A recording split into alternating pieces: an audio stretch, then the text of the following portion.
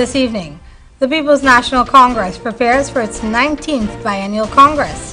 The specialty hospital project is again up for consideration. National Tushau's conference is set for August 22 this year. In the region, in Trinidad and Tobago, Dr. Keith Rowley urges workers and unions to be mindful of the economic situation on the island. And internationally, Hillary Clinton promises that the Clinton Foundation will stop accepting foreign or corporate donation if she wins the election.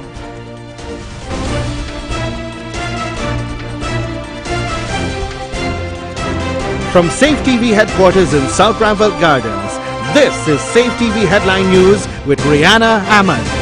Headline News is now being streamed live on our YouTube channel, as well as our website, safetvguyana.com. Join us. As the People's National Congress prepares for its 19th biennial Congress, the active nature of the party is being questioned. Andrew Weeks has more.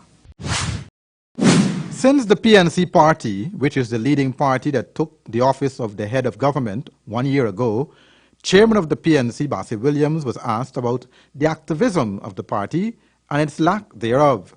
Williams said, being in a coalition, that it really would be incongruous for us to assert ourselves in contradistinction to the coalition. As a party, we are a party, we doing our business. We know what we have to do. We're servicing our members. We don't have any members, as far as I know, who would believe that the party doesn't exist. As I said, that we're all over. The president travels all over the place. Chairman Williams also stated that the party is active as a government and as a party. As we are politicians and we are government ministers, and we are members of parliament. And members of parliament do party work. You know, you do your work. So we don't have any difficulty, we don't have any problems. I know when I say we don't have any problems, we're talking about the way we organize as a party, the way we do our work, the fact that you come to Congress Place, which is a big place, and a lot of the officers are ministers. We have the GS and other staff here.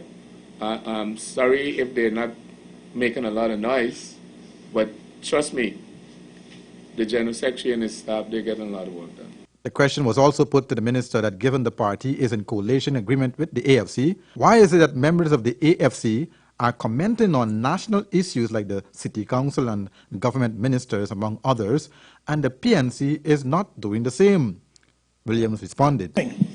Well, the AFC, as you know, is a member of the coalition. They're an independent party. What I could tell you, again, we are a mass-based party with tens of thousands of members all over the place, members who are secured within the PNC and are satisfied with the PNC. And as I said, the line is very blurred between you as a minister and as a member of parliament and as a party person. When dealing with any particular issue, when Ms. Ali goes out on a 5B program, she straddles all of that.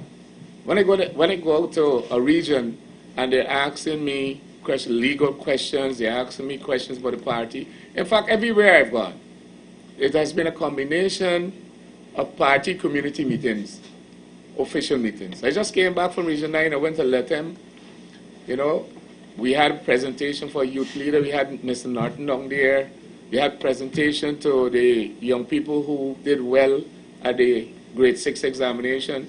We had presentations with a female football team for the police station. We went up to Anai, there was a competition up there, we were there. We were at Surama, we had meetings there. We had meetings at Arunaputa. And so... Andrew Weeks, Safetv2 Headline News.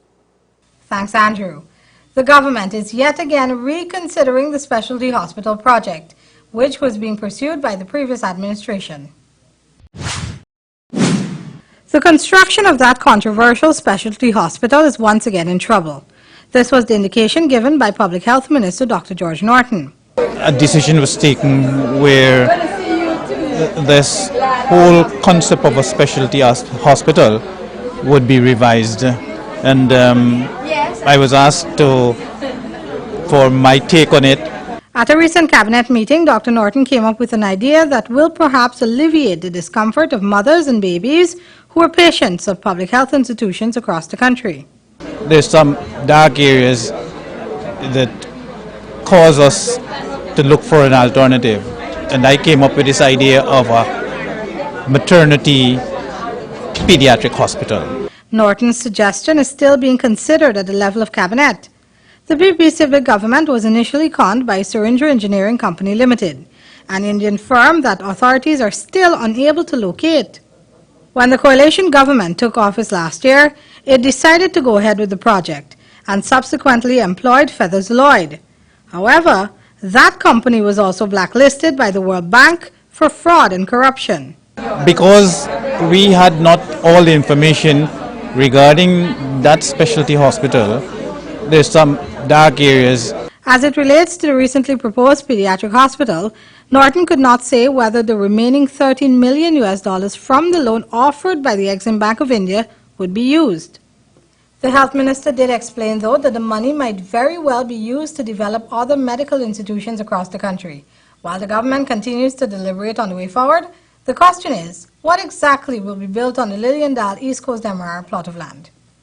Nonetheless, the Ministry of Indigenous Peoples Affairs National Tushaus Council is set to host its conference on August 22 of this year.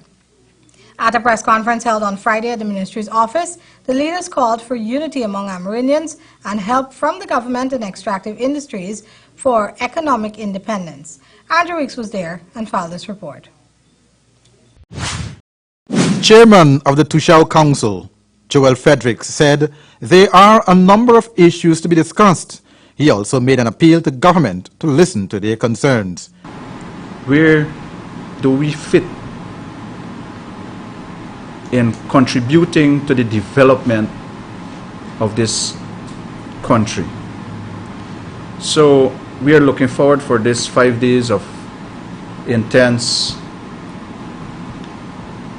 deliberation, communication, talking to each other and listening to each other, and at the end we can come back and as an executive and say, okay, we have a plan now. How can we prepare a plan to work with the government for the development of these villages and to address these issues? Fredericks also said the indigenous people know where they want to go and they are calling on the government to help them reach their goals. We respect the government at the end of the day, and we want to work together in achieving goal that can leave a legacy for the indigenous peoples. As our Honorable Minister said, Guyana, as far as I know, is the only country where the indigenous people have a piece of document, the legislation, because the act. We recognize that there are some parts of the act need amendment. The theme for this year's National Tushau Council is Guyana's First People, Preserving Our Culture and Land for Life. 212 indigenous leaders are expected to attend the NTC at the Archichang Conference Center. According to Minister of Indigenous Peoples Affairs, Sidney Alicock, some of the main issues are land, economic independence, and the right for better education. We are strong. Our unity is strength. And we want to get back to that, so we do not intend to keep our people on a waiting stand, rather to become confident, to be able to be free to express themselves and to exploit the opportunities with their imaginations to create a livelihood out of their own environment. All of the ministers of government are expected to be there to listen to the concerns of indigenous leaders and to find common ground in helping Amerindian in reaching their goal of food security, land rights, and social and economic independence. See the long-term benefit indirectly from the oil exploration. And that is what we need to be prepared for now. And this is what we are going to be discussing with the various tushos, of getting them in readiness to have products, agricultural produce, being sold into the food chain. Hopefully it means that we will have to have, through the Ministry of Agriculture, some aggressive marketing people work to find those markets and to package them in a way that it could be sold even in the Caribbean. Andrew Weeks, Safetv 2 Headline News. Thanks, Andrew. Coming up on Headline News after the break, Guyana is likely to see changes in the education sector come next year. And the Guyana Police Force's youth camp concluded on Friday. Everybody knows John Lewis Styles as the Levi's and Dockers store. But did you know we're also an authorized dealer for Nautica, Perry Ellis, US Polo, Naturalist Shoe, Joffrey Bean, and many others. We also carry the Bruno and Drill brands, who are actually the makers of Express shirts, at half the price of Express. So the next time you think of men's clothing, shoes, and accessories, there's only one choice. John Lewis Styles. Simply different. Get your back-to-school supplies at Colors. Backpacks from Nike and G-Tech, K-Swiss and Levi's in black. Getting gear for back-to-school is always a task, but Colors has the back-to-school sale for you. When you purchase, write your name, address and telephone number on the back of your coupon and drop it in the box. School bags, boots, everything you need for back to school. Enter and win Monster headphones, 2 tablets, 1 mountain bike. School vouchers accepted. 225-9980. With a distinctive flavor, Umda Palka ghee is made from 100% pure vegetable oil.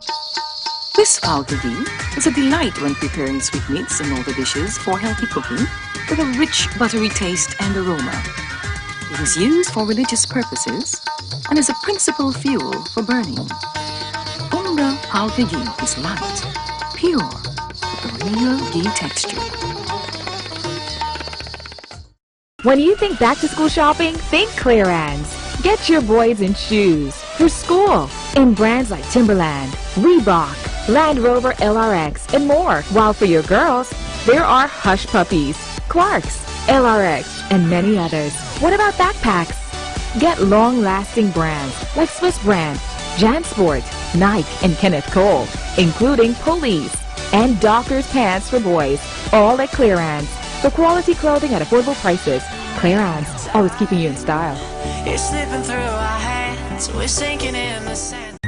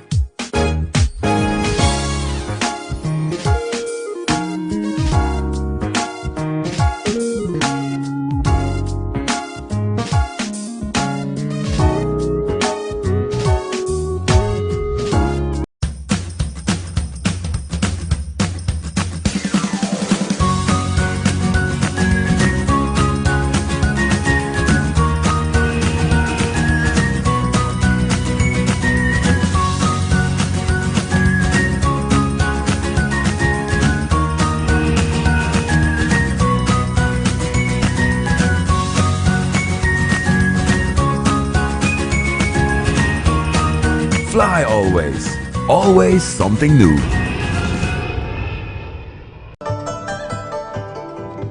It's always fresh, tasty, enticing, and the best in town. Served hot from our experienced chefs. Come and enjoy our daily meals with a wide and delicious menu to choose from. Also a wide variety of pastries and dessert. We can also host your luncheons, cocktails, parties and formal gathering. For reservation, call 225-1730, 225-0038 and delivery 225-0195 or 225-0159. The new thriving Chinese restaurant, 32 Main Street, Georgetown. Only at Kissoon's can you get the guaranteed offer of up to 50% discount on every item in their blowout factory surplus sale. 50% off for Guyana's 50th anniversary right through the year. Check it out at their spacious factory outlet at Reinfeldt Industrial Park, where parking is no problem. They're in the mood to celebrate at Kissoon's. Once you want it, Kissoon's will make sure you don't leave without it. This is really hot. What's wrong with your AC? It's not working. Well, we wouldn't be able to continue this meeting anymore because this place is extremely hot. Wait, please don't go. Here's a company you can call to get your AC fixed. Action Cool. Honey, what's dinner? I had a hard day.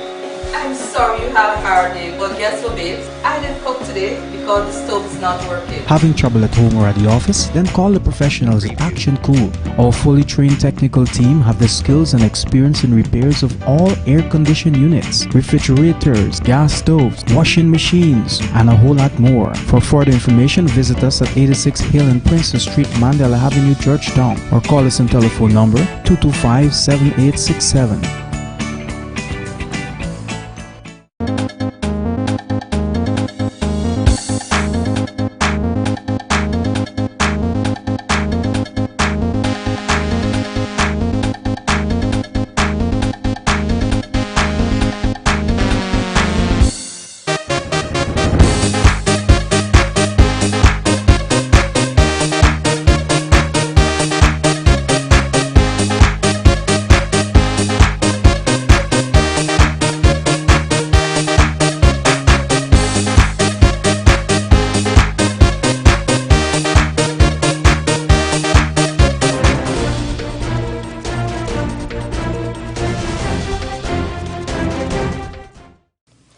The main opposition is accusing the People's National Congress of trying to swell its ranks by conveniently commencing its Constitutional Congress at a time when the National Tushaus Conference is being held. The conference kicks off on Monday. I just want to remind that the National Tushaus Council is the legitimately elected representative body for the Amerindian or the indigenous people. Meanwhile, even though the country's First Lady, Mrs. Sandra Granger, is in fact Amerindian, the People's Progressive Party Civic Member of Parliament and former Amerindian Affairs Minister Pauline Sukai believes that the First Peoples are being discriminated against. We can point to, with great disappointment, the dismantling of the land tenure unit or the Amerindian land titling unit, and the dismissal of the project coordinator, the project associate, the CDP project coordinator. Sukai's sentiments were also echoed by her colleague parliamentarian in the opposition benches and PPP member Yvonne Pearson. Or under the PPPC, special efforts were made to address those issues. When we left May 2015, we left a vibrant project with enough funds to address land issues. The PPP is claiming that Amerindians in the hinterland are unaware of plans that the government has as it relates to them. This claim comes despite the fact that President David Granger and a number of ministers have already had several outreaches in various Amerindian villages. Meanwhile, changes to the country's education sector are likely to be implemented next year as the Commission of Inquiry progresses. In April of this year, the Ministry of Education announced that it will be conducting an inquiry into the education system. The ministry has commenced its commission of inquiry So that is ongoing and expected to conclude in December of this year. NED is confident that the implementation of the recommendations coming out from the COI will better Ghana's already commendable performance at various examinations, including those offered by the Caribbean Examination Council. The inquiry is strategically aligned to have discussions with parents, stakeholders, guardians, the private sector. Consultations started in February last, and so far, the Commission has received 14 written submissions. Given the interest being shown by the public, the Ministry of Education has gone ahead and quashed the deadline so that more persons can take part in the consultations. Written submissions can be emailed to the Commission at coi.education@moe.gov.gy, or hard copy mails addressed to the COI can be sent to the Department of Culture, Youth and Sports, 71 Main Street, Georgetown location. Written submissions can be emailed to the Commission at coieducation@moe.gov.gy, or hard copy mails addressed to the COI can be sent to the Department of Culture, Youth and Sports, 71 Main Street, Georgetown location. After 1 week away from home, amidst much entertainment and skilled craftsmanship, the curtain came down on the Ghana Police Force's youth camp on Friday. Mondale Smith was there and filed this report.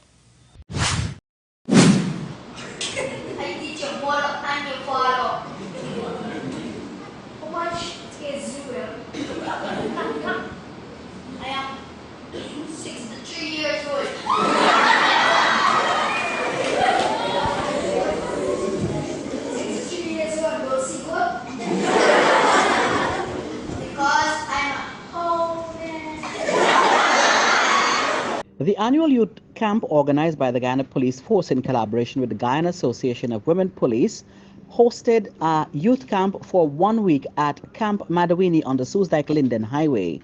More than 175 children between the ages of 9 and 14 who were selected from the force's youth clubs and scouts have been participating in the camp.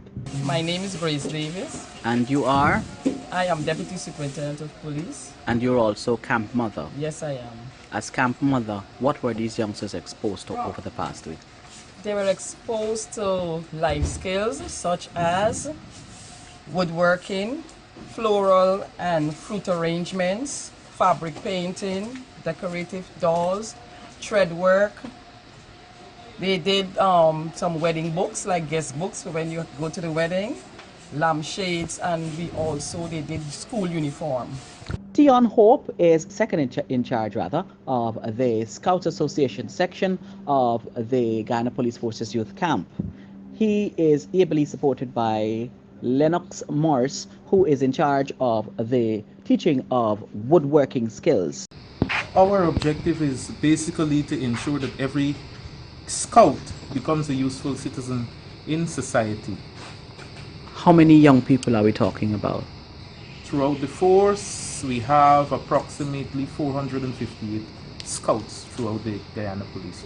Presently now, we're working with the youth group, the called Police Youth Group, where we showcase some of our talent. At the moment, we call joinery. Well, as you can see, we have a few shoe racks in different design and pattern, few benches, some towel racks. The camp, which has received the full blessings of Acting Police Commissioner David Ramnarine and his administrative team, was managed by Women's Senior Superintendent Maxine Graham, with assistance from a number of other police ranks, including members of the Guyana Association of Women Police, and significant support from the divisional commander.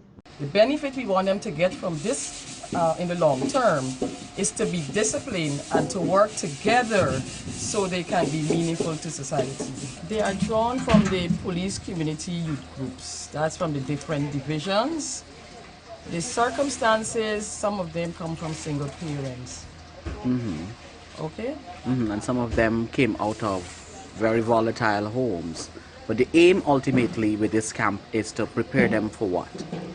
The care is to be disciplined, as I said, and prepare them to make contributions in the community. She says that developing youths through community projects, discipline and teamwork is the ultimate theme for this year's youth camp. The campers were involved in craft work, educational talks, road safety exercises, religious teaching, games, and an exhibition to showcase their acquired skills, among other activities. Ultimately, the house mother who took care of the children, along with the others for the past 6 days, teaching them life skills that they will take with them to become better citizens in Guyana, has said that this is by no means the end of the Guyana Police Force's efforts to ensure that young people are engaged in positive activities. Reporting from the Matabini camp on the Soesdijk Highway, I'm Mondale Smith for Safetv News. Thanks, Mondale. Now reaching our news desk. The Ministry of Education late this afternoon confirmed that the contract of its Chief Education Officer, Olato Sam, will not be renewed. In a press statement earlier, the ministry bid farewell to Sam, saying that he has served the sector with distinction and zeal for the past 8 years, 5 of which he served as CEO. The ministry thanked Sam for his contribution to the education sector and wished him well. Meanwhile, the position for Chief Education Officer is expected to be advertised shortly, with the hope of finding a suitably qualified candidate by the end of September. Still ahead, our regional and international news. Women's fashion trends change every day. That's why John Lewis Styles makes it their duty to source items directly from the manufacturing brand, offering you more choices and better prices. Women love to look great, whether it's for work or play. From clothing, shoes, accessories, to handbags, watches, fragrances. Let's make you feel like the only girl in the world. John Lewis Styles. Simply different. With a distinctive flavor, Paukagi is made from 100% pure vegetable oil. This Paukagi is a delight when preparing sweetmeats and other dishes for healthy cooking with a rich buttery taste and aroma. It is used for religious purposes and is a principal fuel for burning. Paukagi is light, pure, with a real ghee texture. Don't let this moment in history pass you by. Kissoons want every Guyanese home to showcase a new piece of furniture to remember this glorious event of our Jubilee celebration. Kissoons have gone crazy. Every item is on sale right through this year in the Big Broad Factory Surplus Sale, up to 50% off for the 50th birthday at Kissoons. This place is really hot. What's wrong with your AC? It's not working. Well, we wouldn't be able to continue this meeting anymore because this place is extremely hot. Wait, please don't go. Here's a company you can call to get your AC fixed. Action Cool. Honey, what's for dinner? I had a hard day.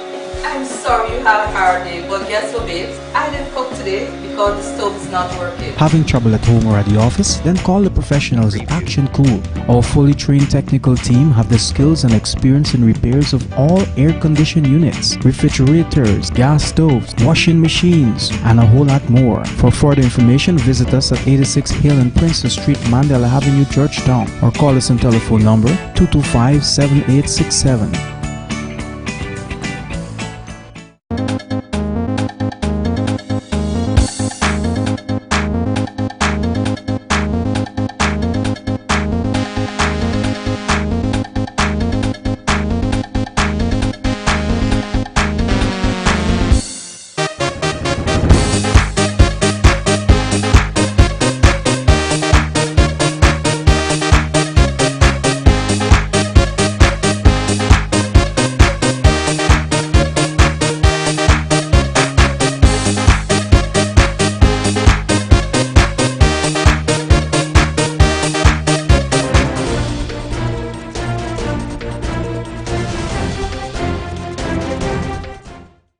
In news from the region now, in Trinidad and Tobago, Prime Minister Dr. Keith Rowley is urging unions and the workers they represent to be mindful of the current economic situation facing the island. CNews has more. Prime Minister acknowledged that government was now facing multiple protests stemming from promises made to workers by the last administration concerning salary negotiations. The Prime Minister said the government is bound by the current economic situation. We try to make the most of what is available and to commit to ensuring, especially to those persons at the lower end of the income scale, that they get what is due. But the overall picture in Trinidad and Tobago is one of significant reductions. We want our economy to grow. We want people to still feel that there is an economy and a future. The Prime Minister said the decisions made were intended to allow the economy to bounce back. That Trinidad and Tobago is about to close its doors. The conversation is, we can't get more from less. There is less now. And for those who are demanding more from less, that is a difficult equation. And internationally, Hillary Clinton announced that the Clinton Foundation will stop accepting foreign or corporate donation if she wins the election. CNN has our story. Former President Bill Clinton trying to avoid the appearance of conflicts before his wife's presidential campaign hits the home stretch, announcing he will resign from the board of the Clinton Foundation if the former Secretary of State wins in November. He has already stopped giving paid speeches, and a spokesman says he'll keep it that way if she's elected. And the foundation announcing it will no longer accept corporate or foreign donations. Whoa. The Clintons have amassed a whopping $155 million combined from paid speeches since leaving the White House in 2001. The book Clinton Cash by Peter Schweitzer documents how Bill and Hillary used the State Department to enrich their family and America's and at America's expense. She gets rich, making you poor. The foundation has come under scrutiny for its close contacts with the State Department while Hillary Clinton was secretary. The Clinton campaign flatly denies any pay-to-play allegations. In fact, the candidate has defended the foundation's work. We have so much that we're proud of, and I will put that up against any of the innuendo and accusation coming from Donald Trump. But Republicans jumped on the new announcements, the RNC releasing a statement saying, if everything was above board while Hillary Clinton ran the State Department, as the Clintons have said, then why change a thing? Clinton today trying to steal Donald Trump's spotlight, who's visiting Louisiana. After calling the governor there, Clinton taking to Facebook to plead for help for the flooding victims, writing, "My heart breaks for Louisiana, and right now, the relief effort can't afford any distractions." All this as new details are emerging on Mrs. Clinton's controversial email server. The New York Times reporting that she told the FBI it was Colin Powell, her predecessor at the State Department, who advised her to use personal email. The Times cites an excerpt from Joe Connison's new book about Bill Clinton, saying that at a 2009 dinner party hosted by former Secretary of State Madeleine Albright, Powell recommended Clinton use her own email as he had done, except for classified communications, which he had sent and received via a State Department computer. Today, Powell's office responding in a statement that he had no recollection of such a conversation, but did write Clinton a memo regarding his use of a personal AOL account, saying, at the time there was no equivalent system within the department. He used a secure state computer on his desk to manage classified information. And that's Safetv 2 Headline News for this Friday evening. As we take our leave, we invite you to find Safetv 2 Headline News on Facebook, YouTube, and safetvghana.com. You can also tune in at 6 p.m. Sunday for rebroadcast, and again on Monday evening at 7 o'clock for more news. For now, I'm Rihanna Ahmed, signing out from this newscast. You have a blessed evening.